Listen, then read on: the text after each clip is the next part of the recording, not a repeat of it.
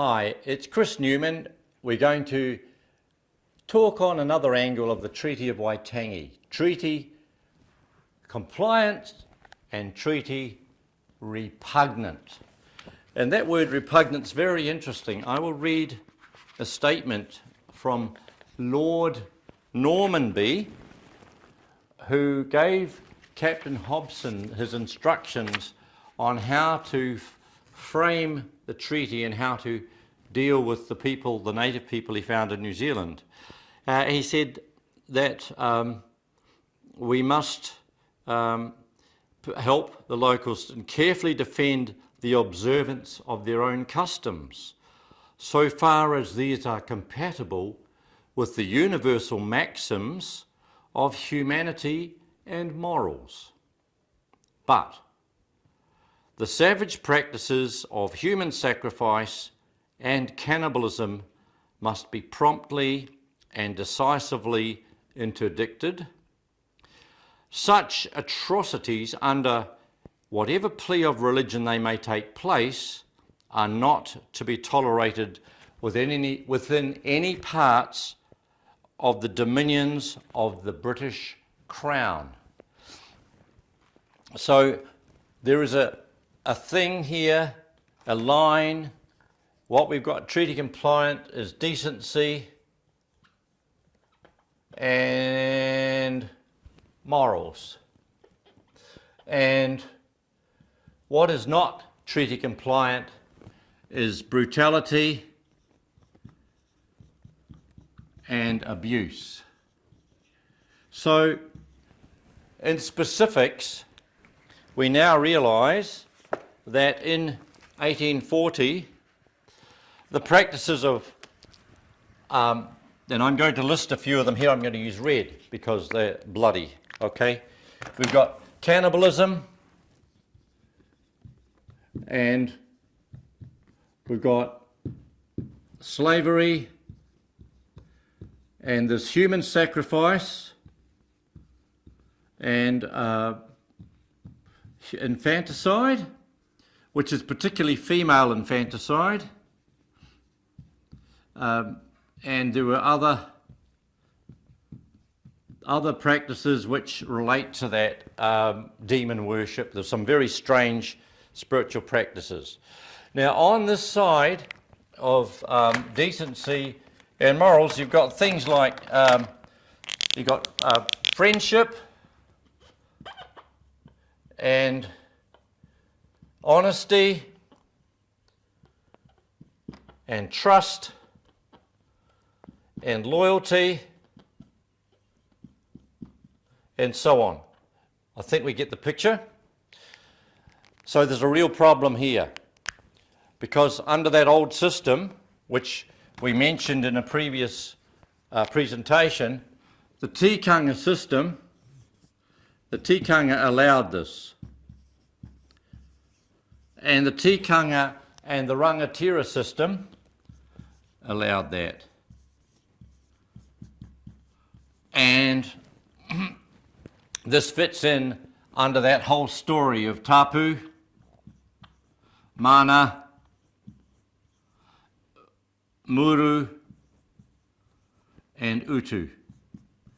So pretty much the guts of the Tikanga system, on its bones, as it were, is repugnant to the treaty, as repugnant to friendship, honesty, trust, loyalty, and other points. I think we need to introduce here also freedom, personal freedom, because that is a key thing in the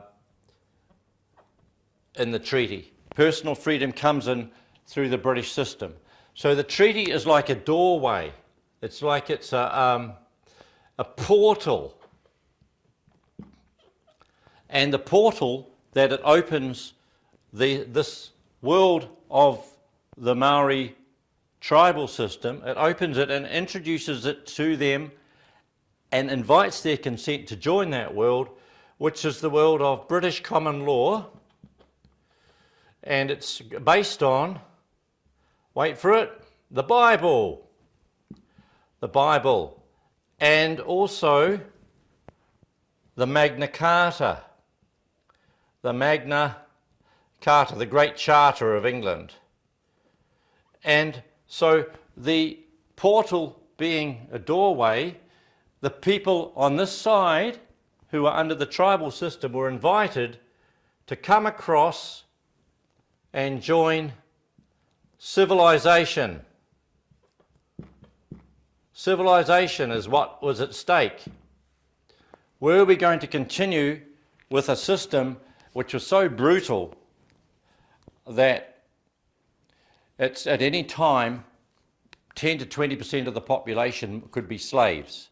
That was so brutal that prior to the treaty, from about 1820 to 1840, something like 30 to 40% of the population of New Zealand, Maori population, was killed, cannibalised, and the rest of them were enslaved. The survivors were enslaved by the other group. So the population dropped from about 140,000 to about 100,000.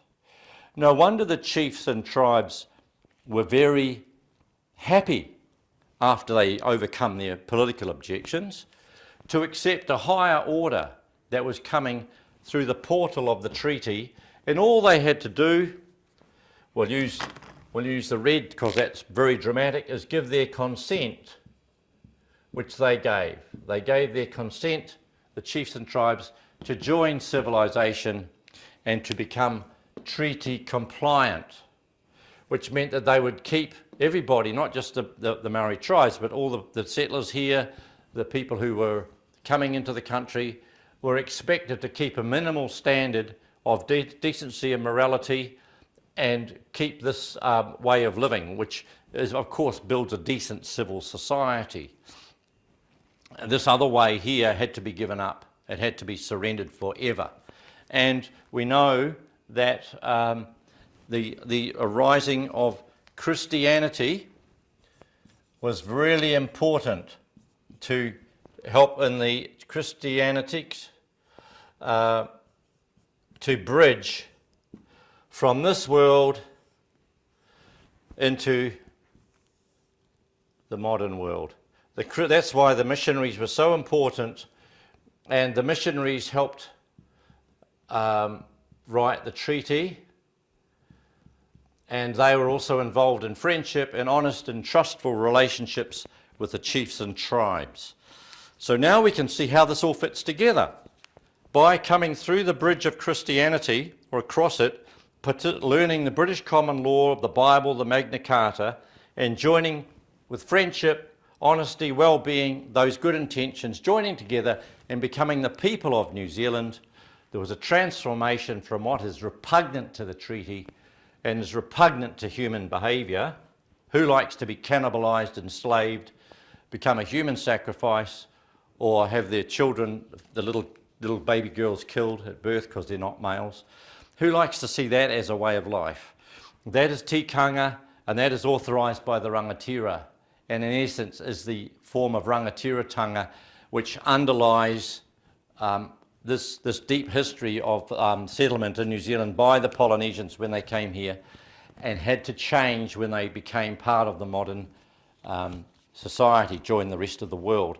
And Great Britain was probably the best partner that the chiefs and tribes could ever have, the people of Great Britain, to make that transition, because of the customs of the British people were so benevolent in every way.